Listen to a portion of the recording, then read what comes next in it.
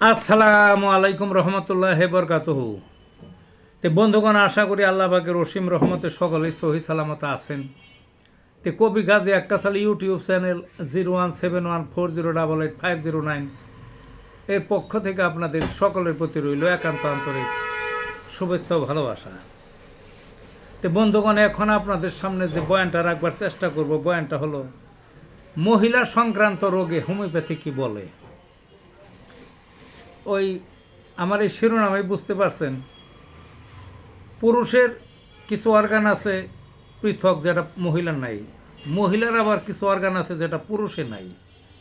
পুরুষত্বের আলাদা রোগ হয় যেটা মহিলাদের হবে কেমনে, আবার মহিলার কিছু রোগ হয় পুরুষের হবে কেমনে, অর্গানগত কারণে।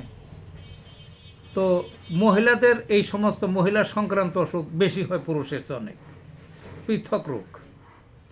তবে যেটাই হোক, কতগুলো ওষুধের কথা বলবো। এই ওষুধগুলো লক্ষণ অনুযায়ী যদি খাওয়াইতে পারেন তাইলে দেখবেন যে মহিলা সংক্রান্ত যত জটিলতা আছে, কী কী জটিলতা, সময় মতো মাসিক হয় না, আগে হয় পরে হয়, ভেঙ্গে ভেঙ্গে হয়, হারা মাস বইরা হয়, অর্ধেক মাস বইরা হয়, হয়ই না, বিষ, ব্যথা, রক্তস্রাব, ওই কালো বিভিন্ন রঙের গন্ধ, গুলটে গুলটে, মাজায় বিষ, পায়ে পর্যন্ত নামে, ঘুরেন দিয়ে পরে নাক দিয়ে রক্ত বেরিয়ে ঠেলার চোটে ইত্যাদি আরও বিভিন্ন ধরনের তো আছে, বুঝলেন না, শীত প্রদর শ্রদর। যাই হোক, এই যে মহিলাদের এত জটিলতা, শুকাইয়া যায়, কাঠখড়ি হয়ে যায়, পরে দেখা যায় ওই মানে রক্ত শূন্যতা থেকে পরে শোথ হয়েছে, শোথের বেড়া মানে পানি হয়ে গেছে শরীরে।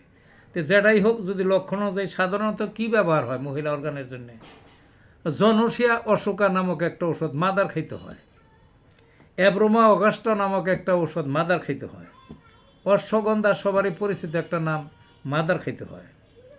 সাধারণত এই ওষুধগুলো ব্যবহার হয়। আর পটেন্সি কি পালসেটিলা শান্তশিষ্ট মহিলাদের জন্য খুবই কাজ করে। সিপিয়া এই ওষুধটাও খুব মহিলা অর্গানে কাজ করে।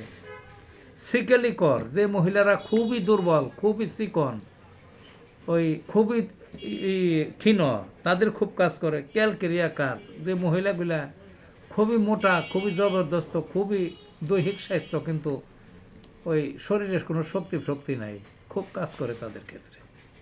যা হোক বন্ধুগণ, ওই লক্ষণ অনুযায়ী ওষুধগুলো খাইবেন। লক্ষণ টক্ষণ না বুঝলে অন্তত ওই যে জনসে অশোকা, তারপরে পালসেটিলা, সিপিআই, এই কয়েকটা ওষুধ একবারে খাইবেন, দেখবেন যে বেশিরভাগ রোগের থেকেই পরিত্রাণ পাবেন। তো ভালো থাকুন বন্ধুগণ।